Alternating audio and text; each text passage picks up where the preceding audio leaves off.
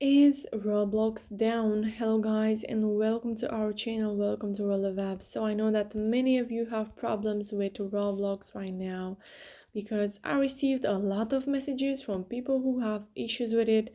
As you can see here, I am already on my Roblox app and it's not working, the experiences are not loading. Also, if you go to Twitter, and then if you search for Roblox down, you will see that many people have problems with Roblox right now. Experiences fail to load.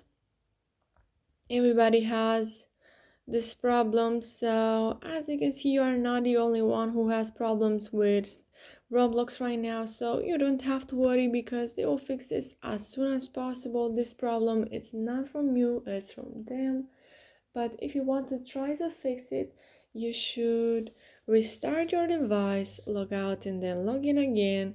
And you can also clear the cache and the data from your settings. But mainly you just have to wait until they fix it because this problem is from them. As you can see, we all have the same problem, which is experiences fail to load or other problems that people have.